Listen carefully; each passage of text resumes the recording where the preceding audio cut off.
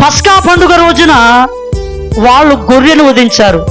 ఇప్పుడు అదే పస్కా పండుగ రోజున యేసు ప్రభు కూడా వధింపబడాలి.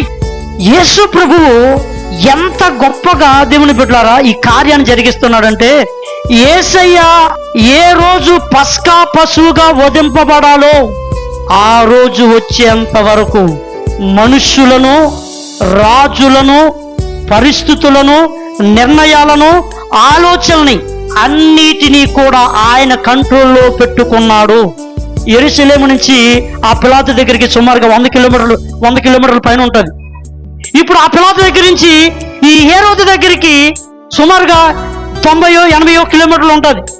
ఇప్పుడు ఈ హేరోదు దగ్గర నుంచి మళ్ళీ పిలాతు దగ్గరికి వెళ్ళాలి, అక్కడికి ఒక 90-80 కిలోమీటర్లు ఉంటుంది. ఇన్ని కిలోమీటర్లు యేసయ్యని తిప్పుతున్నా, ఏ రోజు గడుస్తున్నా యేసయ్య ఏ రోజు బలి కావాలో ఆ రోజే బలి కావడానికి దేవుడు అనుమతిస్తా ఉన్నాడు. ఈ ప్రపంచానికి మధ్య ప్రాంతమైనటువంటి ఆ యెరూషలేములో యేసు ప్రభు పస్కా బలిగా మారిపోయాడు. ఆయన ఈ యేసయ్య ఎక్కడ పుట్టాలని బైబిల్ చెప్తుందంటే బెత్లెహేములో పుట్టాలి. ఇప్పుడు నజరేతులో ఉండే ఆమె నెలలు నిండిపోతున్నాయి, మరి అక్కడే పుట్టేస్తే దేవుడు పుట్టినాడు. అక్కడ ఒక శాసనం పుట్టించి ఎవరెవరు యూదులు ఉన్నారో వాళ్ళందరూ సొంత గ్రామాలకు రావాలి, బెత్లెహేం రావాలన్నాడు. వెంటనే వాళ్ళమ్మ నిండి గర్భిణితో వచ్చింది.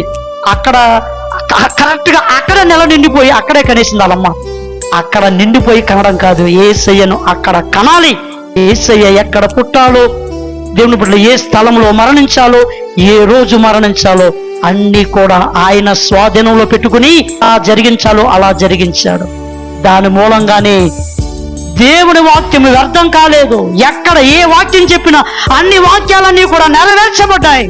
ఆత్మీయంగా, ఆరోగ్యపరంగా, సామాజికంగా, కుటుంబ పరంగా, దేవుని ఉద్యోగ పరంగా, వ్యాపార పరంగా ఏ విధమైనటువంటి పరిస్థితి ఎదుర్కొంటున్నావో అదంతా కూడా ఆయన నమ్ముకున్న మన జీవితంలో కూడా ఎప్పుడు ఏది జరగాలో అది జరిగించి నేను దీవించేస్తాను. కాబట్టి ఈ గుడ్ ఫ్రైడే రోజున there is a solution for every problem. Hallelujah. ప్రతి సమస్యకు పరిష్కారం ఉంది యేసులో. ఈ రోజు నువ్వు ఎదుర్కొంటున్న సమస్య ఏదో నాకు తెలియదు దేవుని బిడ్డలారా. ఈరోజు ఏ సమస్య అయినప్పటికీ కూడా యేసయ్య దగ్గర ఒక సొల్యూషన్ ఉంది. కాబట్టి receive this solution for your problem today.